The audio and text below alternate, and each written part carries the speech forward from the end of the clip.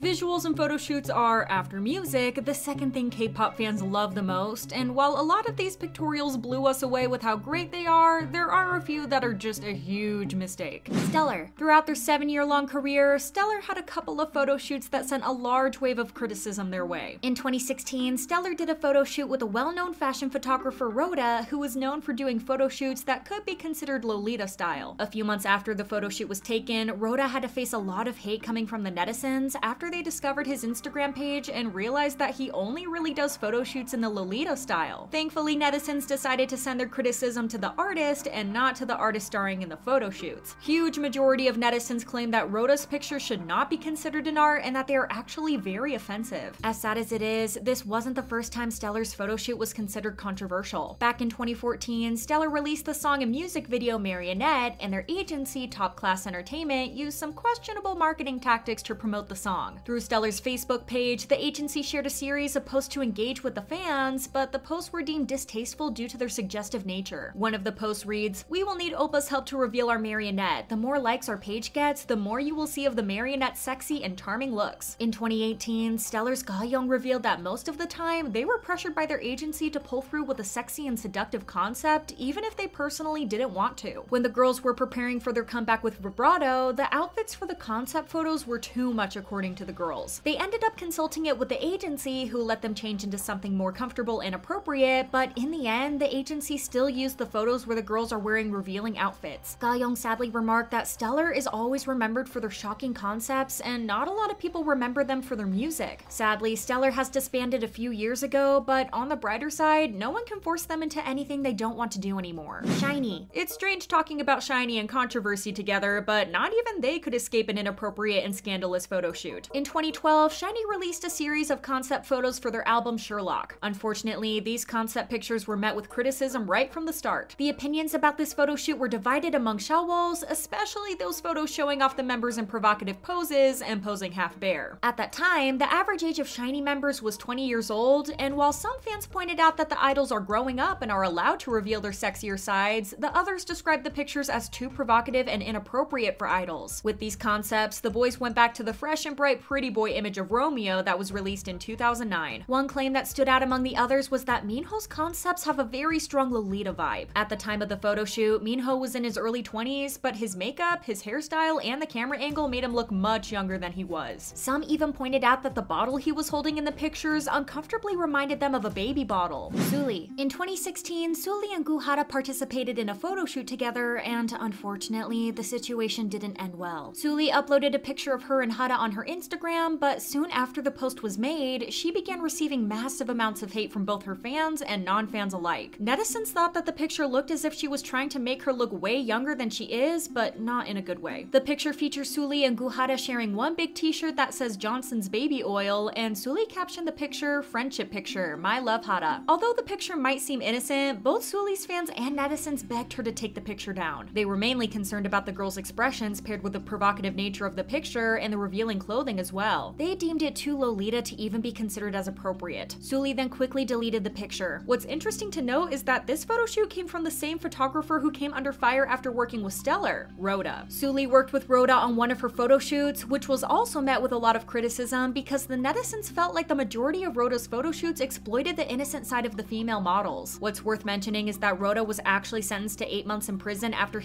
one of his models in 2019, which didn't come off as a surprise to some. NTX. NTX, a relatively new boy group under the agency Victory Company, debuted in late March of 2021 and had their first controversy just a few days after their debut. At first, they promoted their title track Kiss the World by releasing a picture featuring illustrations of the members wearing traditional Korean hanboks, but the concept pictures released after had each member wearing traditional clothes of other countries. Unfortunately, when they posted the pictures on their social media, they included the hashtag world costume, which a lot of people found problematic. Cultures and traditional native clothes aren't costumes. Netizens quickly pointed out how rude the concept pictures are to other cultures. One member was also wearing a dashiki and conga drum to represent Africa. Netizens commented, "Imagine training for years, then for your debut they make you end your career, and they burn the only bridge they had." After NTX's fans contacted the company about the matter, the agency addressed the issue directly by email rather than releasing an official public statement. The agency wrote, "Please understand the fact fact that neither offensive act nor intentional purpose were put in through the process. Our company has realized that we should be more careful through the preparation process. Their fans and netizens hoped that the agency would take down the controversial pictures, but no further action was made. aespa. Ever since debut, aespa always had the most mind-blowing and exciting photo shoots or teasers. For a relatively new group, there's a lot of money and thoughts going into their promotional materials. At least that's what their fans thought so before aespa got involved in a plagiarism controversy regarding their first mini-album, Savage. After SM Entertainment released the stunning individual pictures of the members, the fans started to notice some huge similarities between SM's works and the other works of other artists. The excitement from the group's new comeback quickly vanished when it was revealed that the concept pictures might have been plagiarized from someone else. SM Entertainment was accused of copying British designer James Merry, who is the co-creative designer for Icelandic musician Björk and is credited for some of her beautiful headpieces. Apart from that, the viral concept photo of Karina mid-air with a skeletal serpent wrapped around her body was also allegedly plagiarized. While it was supposed to pay homage to the aesthetics of Black Mamba, netizens couldn't help but notice the similarities between a certain piece from the Japanese illustrator Hajime Sorayama. The illustrator's work also features a woman in the same mid-air position with a robot-like being wrapped around her. Unfortunately, SM Entertainment was called out because of alleged plagiarism during aespa's Black Mamba era as well. Back then, the netizens noticed a lot of similarities between aespa's music video and the work of German visual artist Timo Helgert. Although they addressed the controversies regarding Black Mamba, they didn't say anything about allegedly plagiarizing Savage. NCTU. This isn't exactly about a photo shoot, but more about their merch and overall visuals, but it was still a huge controversy for NCTU. When NCTU released Make-A-Wish in 2020, their fans quickly slammed them for appropriating Islamic culture because of the overall visuals SM Entertainment chose for the comeback. Their fans quickly took to Twitter to tweet the hashtag SM Stop Disrespecting Islam quickly after the new merch for their song was released, and this pin specifically, and pop-up cards prompted the whole thing. What fans found disrespectful was the mosque designs and the ornate cube that closely resembles the Kaaba, which is a sacred place of worship located in Islam's most important mosque in Mecca. Their stage sets for Make-A-Wish were also criticized for resembling mosques. The hairstylist for this comeback claimed that the concept was inspired by Middle Eastern culture. According to the hairstylist, tales like the adventures of Sinbad and Aladdin were the base of the Make-A-Wish concept. Both stories are found in 1001 Arabian Nights, which is a collection of Middle Eastern folk tales written in Arabic. Although the hairstylist swore that they had good intentions behind the styling, a lot of fans just couldn't get over it.